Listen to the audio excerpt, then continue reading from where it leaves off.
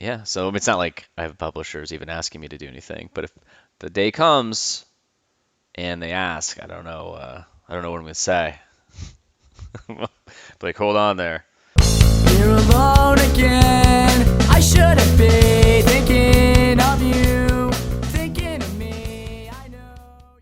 Hello, people. This is Mike, and this is the Daily Bread podcast where I come to you from my couch and I talk about my life, or yeah, pretty much my life and things that are going on.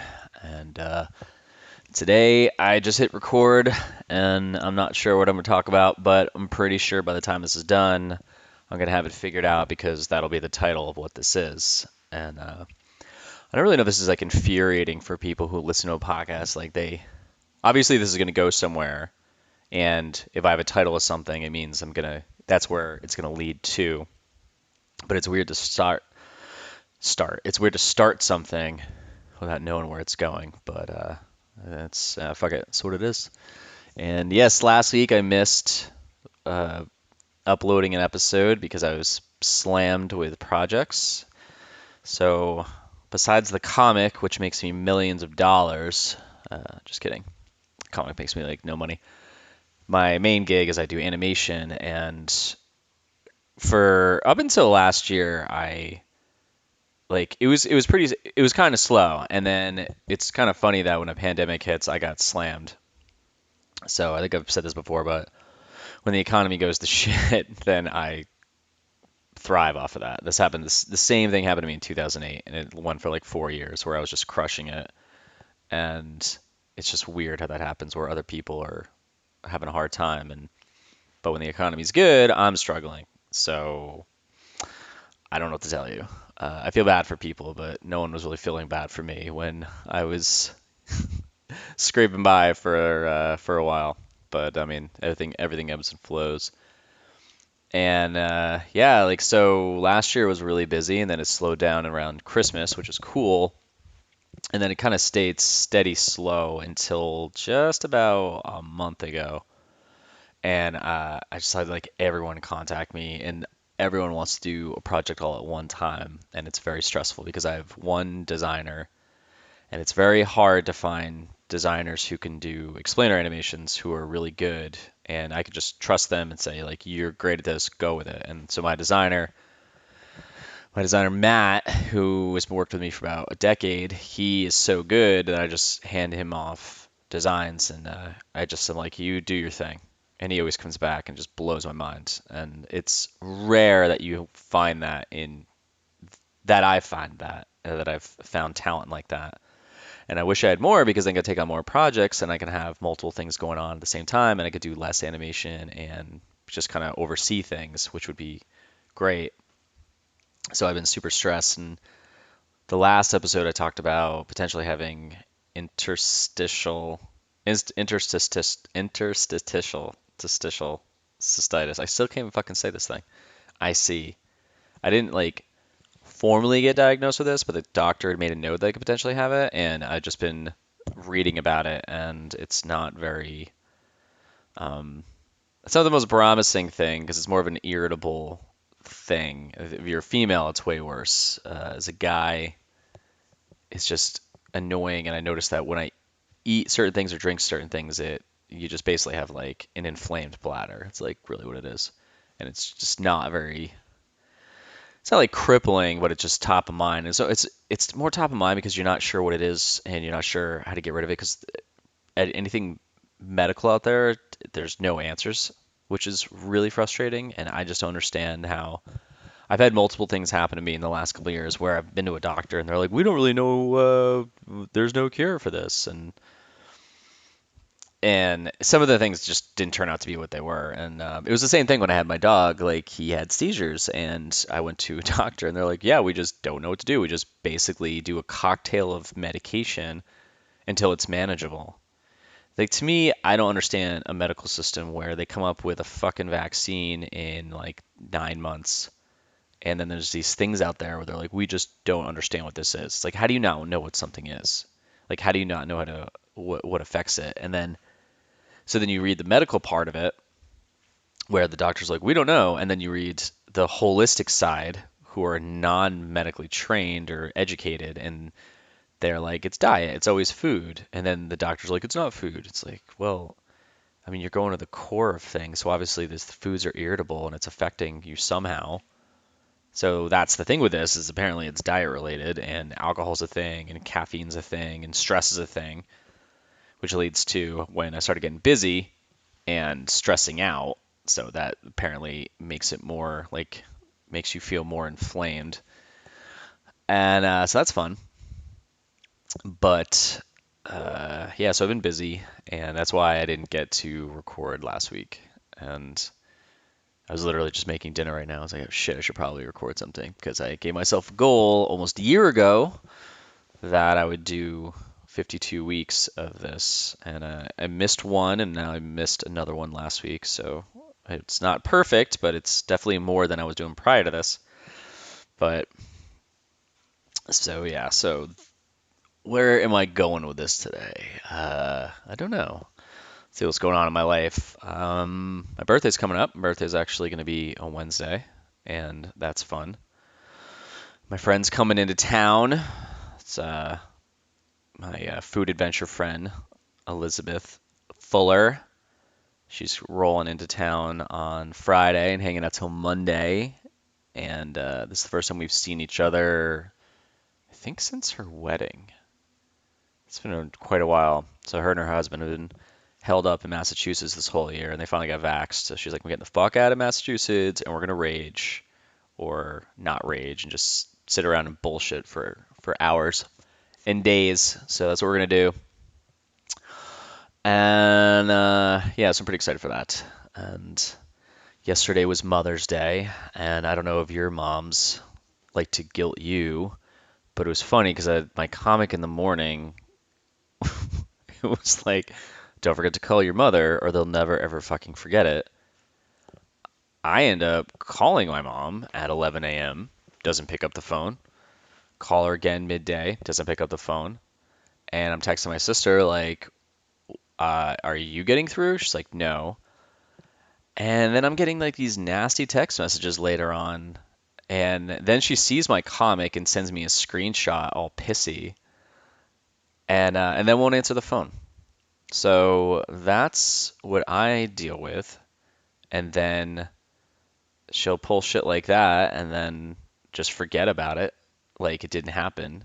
You're like, it definitely happened, but I guess I'm not going to poke the fucking bear and bring this up, even though I'm a 42-year-old guy who's like a PTSD from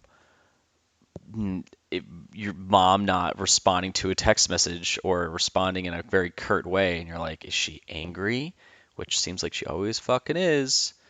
For I guess me being a bad son, I guess. I don't know. I just can't deal. So that was then, or yesterday, which is fucking great. And so there's that going on.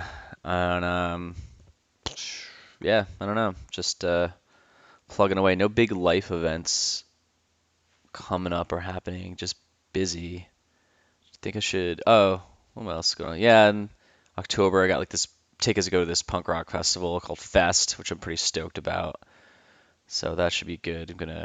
Me and my buddy got this big ass Airbnb down in Gainesville, so we're gonna stay there. So that's interesting. Yeah, I don't know. There's nothing else really going on. Still living that single life. Still living in my little city that I'm in, and can't think of anything that's really like standing out, man. Just doing the same old shit. My book's still going, and it's funny because when I've talked about this before, but it's like when you do something creative and you put it online, you hope that it gets as big as it possibly can without ruining you, right? Just because I see these stories about people, they have a lot of success and then it just has a negative effect on their life. And it's like you do something and you see that people like it, and all you want to do is live off of that and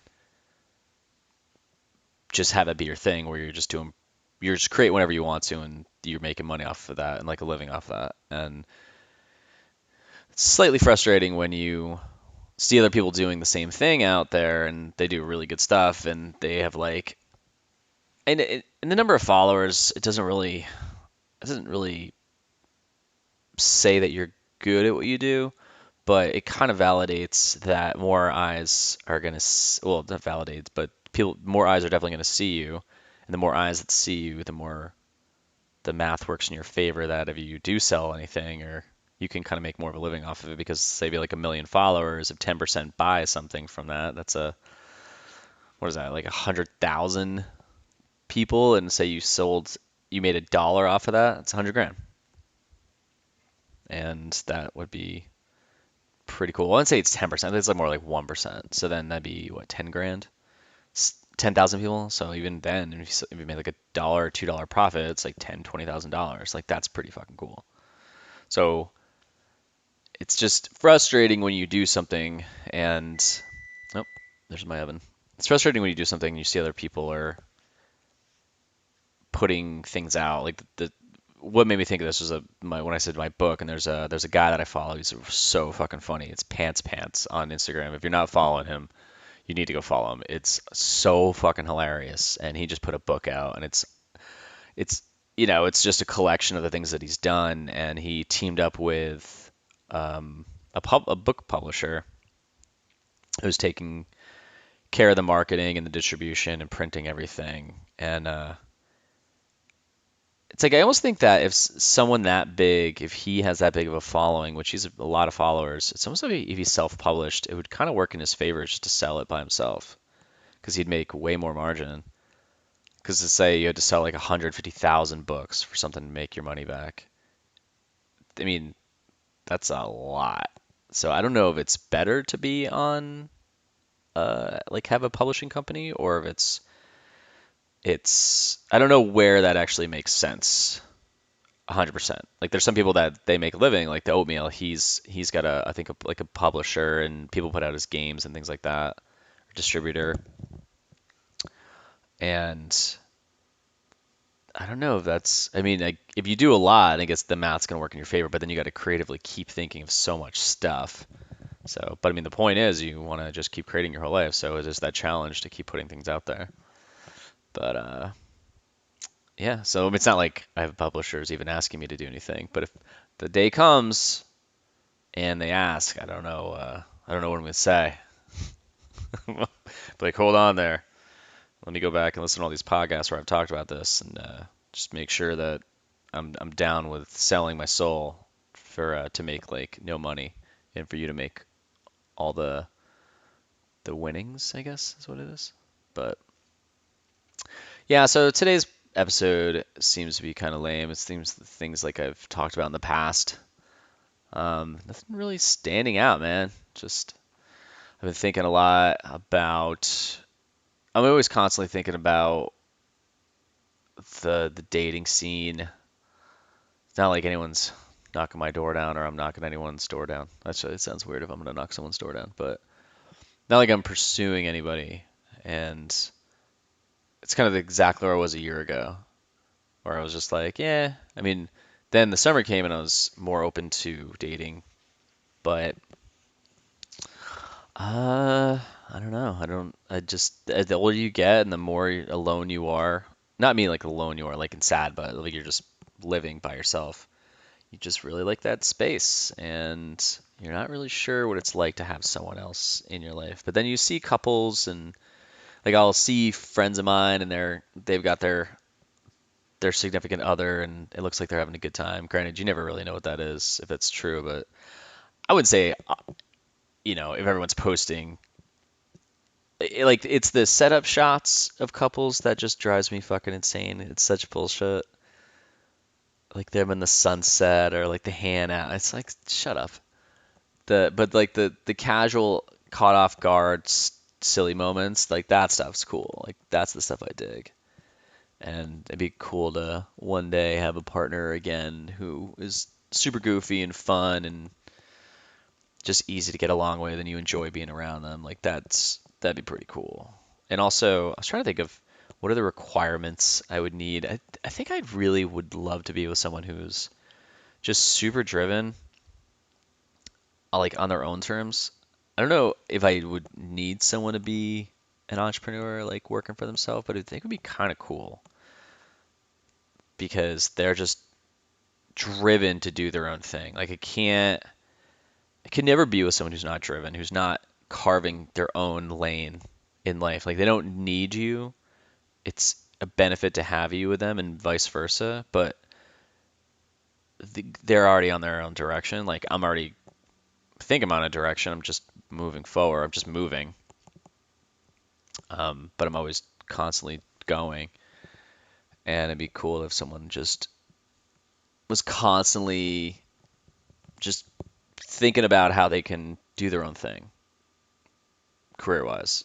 That'd be dope to it'd be dope to have be with someone like that and who's really hot. I think I keep saying that.